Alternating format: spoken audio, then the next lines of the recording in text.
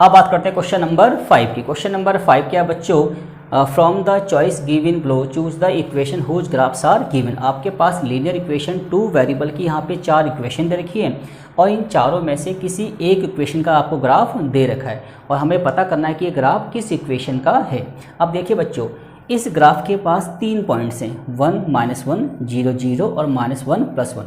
ये तीनों पॉइंट जिस इक्वेशन को क्या कर देंगे बच्चों, सेटिस्फाई कर देंगे। ठीक है, तो ये ग्राफ उसी इक्वेशन का होगा। अब चेक करते हैं भाई 1 बाय 1। तो सबसे पहले बात करते हैं इस इक्वेशन की। अगर इस इक्वेशन में x की जगह मैं -1 पुट कर दूं और y की जगह प्लस, तो दोनों बराबर आएंगे क्या? नहीं, क्योंकि तीनों पॉइंट से जो इक्वेशन सेटिस्फाई होगी वही इसका क्या होगा, ग्राफ होगा। तो सीधी सी बात है, फर्स्ट इक्वेशन इसी पॉइंट सेटिस्फाई नहीं हुई तो बाकी दो पॉइंट भी चेक नहीं करेंगे। अब बात करते हैं सेकंड इक्वेशन की।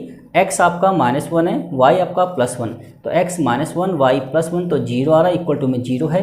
सेकंड कंडीशन क्या है, x 0 y 0, तो 0 + 0 आपका 0 आ रहा है, तो सेटिस्फाई हो रहा है। तीसरी कंडीशन क्या है, x आपका +1 y -1, तो +1 -1 तो 0 आ रहा है। तो इसका मतलब क्या है, इन तीनों पॉइंट से ये इक्वेशन क्या हो रही है बच्चों, सेटिस्फाई हो रही है। इसका मतलब ये ग्राफ इस इक्वेशन का है, तो बाकी दो कंडीशन को हम चेक नहीं करेंगे।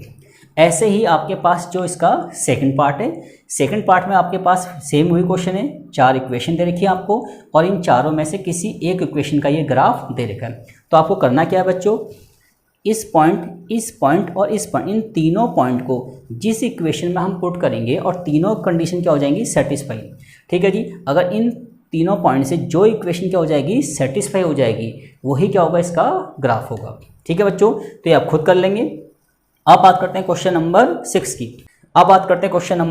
की। क्वेश्चन नंबर 6 क्या, if the work done by body on application of a constant force is directly proportional to the distance travelled by the body, express this in the form of an equation in 2 variable and draw the graph of the same by taking the constant force as 5 unit। आपको constant force कितना लेना है, 5 unit का लेना है।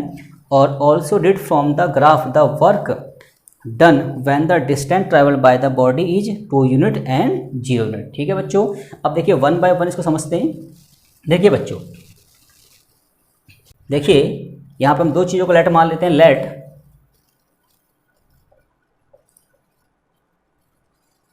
distance covered by body equal to x kilometre and work done by body equal to y। ठीक है बच्चों, और जैसे कि हमें पता है कि वर्क डन का फॉर्मूला क्या होता है बच्चों, y इक्वल टू kx, और k का मतलब क्या होता है बच्चों, कांस्टेंट फोर्स होता है। ठीक है, और कांस्टेंट फोर्स यहाँ कितना देखा है बच्चों, 5 देखा। इट्स मीन्स इक्वेशन हो जाएगी आपकी y इक्वल टू 5x। ये आपकी क्या हो जाएगी बच्चों, इक्वेशन हो जाएगी। और अब क्या करना है बच्चों, हमें इस इक्वेशन का ग्राफ ड्रॉ करना है। तो ध्यान से देखिए बच्चों, तो ये x है, y, x की वैल्यू अगर आप 0 मानेंगे तो y कितना आएगा आपका 0, x को अगर आप 1 मानेंगे तो 1 5 जा 5, और x को अगर हम 2 मानेंगे तो 2 5 जा 10। अब हमने क्या किया, इस इक्वेशन में पॉइंट रखे, हमने x और y के पॉइंट रखे, इसके पॉइंट को निकाल लिया। ठीक है,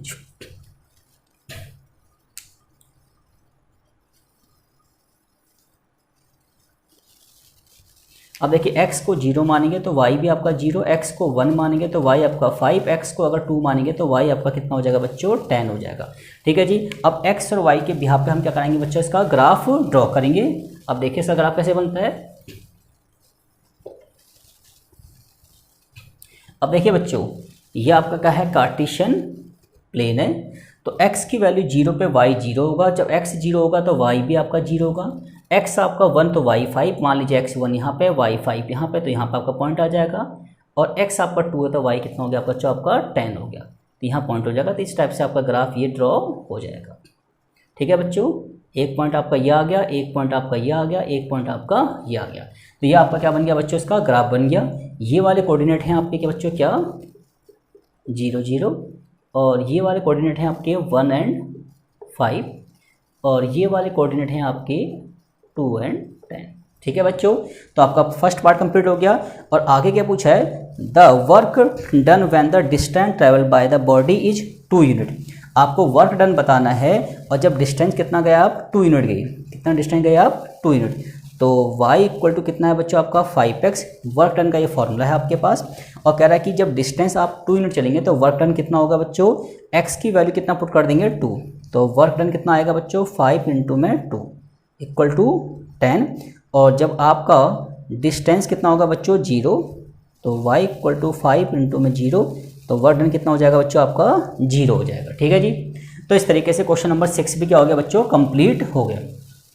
अब बात करते हैं क्वेश्चन नंबर 7 की। Yamini and Fatima, 2 student of class 9th of school, to together contribute the 100 rupees towards prime minister relief fund. ठीक है, यामिनी और फातिमा 9th क्लास की 2 स्टूडेंट है और इन दोनों ने मिलकर 100 रुपये का कंट्रीब्यूशन किया, किसके लिए, प्राइम मिनिस्टर रिलीफ फंड के लिए। ठीक है जी। अब आगे क्या बोलता है देखिए, right a linear equation which satisfy the data, इस डाटा को सेटिस्फाई करे ऐसी एक लीनियर इक्वेशन बनानी है और हमें क्या करना है, उसका ग्राफ भी क्या करना है, ड्रॉ करना है। अब ध्यान से देखिए बच्चों, तो लेट मान लेते हैं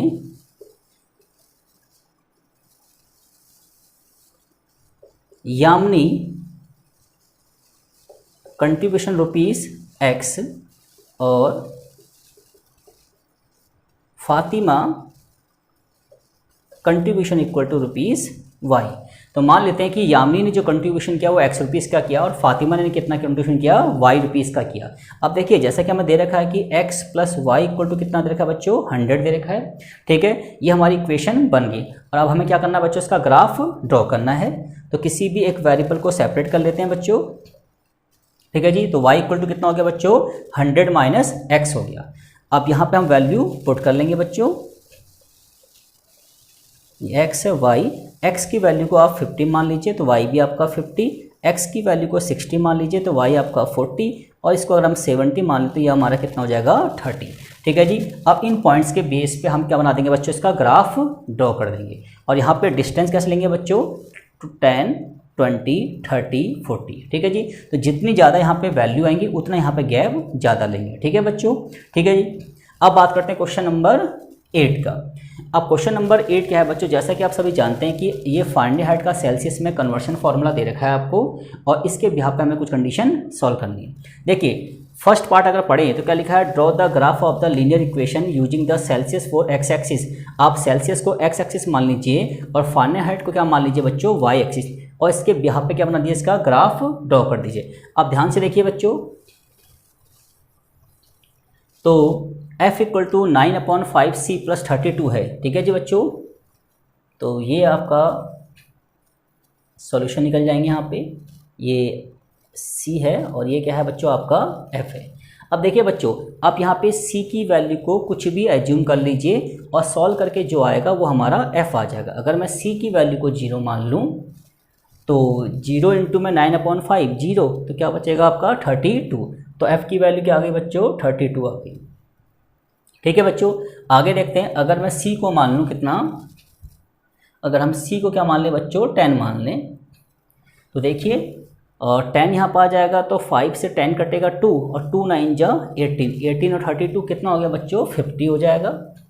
और अगर हम इसको मान लें 20, क्या मान लें बच्चों, 20 मान लें, तो 5 से अगर 20 को कैंसिल करेंगे तो कितना आएगा बच्चों, 4 और 4 9 जा 36 और प्लस 32, तो ये हो जाएगा आपका 68। अब इन पॉइंट्स के बेस पे आप इसका ग्राफ क्या कर लेंगे बच्चों, ड्रॉ कर लेंगे। बस आपको ध्यान ये रखना है, जब इसका ग्राफ बनाएंगे तो ये जो आपका एक्स एक्सिस है यहाँ पे आप लिखेंगे सेल्सियस वाले पॉइंट, जैसे मान लीजिए 0 है, ये 10 है, ये 20 है, और फ़ारेनहाइट के पॉइंट यहाँ पे लिखेंगे। गैप आप देख सकते हैं, कैसे दे सकते हैं आप, 30 का दे दीजिए, 30, 60, 90। ठीक है बच्चों। अब कुल मिला के देखिए, जब हमारा c सेल्सियस 0 है तो f कितना है 32, जब ये हमारा है तो यहाँ पर 32 यहाँ पॉइंट मान लीजिए। ठीक है जी। और ये 10 है तो कितना है 50, थोड़ा सा ऊपर मान लीजिए बच्चों। और ये हमारा जब 20 है तो कितना है 68, थोड़ा और ऊपर मान लेते हैं बच्चों। ठीक है। तो इस टाइप से हमारा एक ग्राफ बन जाएगा। ठीक है बच्चों, क्लियर हो गया आपका। तो इस तरीके से हमारा ग्राफ ड्रॉ हो जाएगा। अब बात करते हैं सेकंड पार्ट की।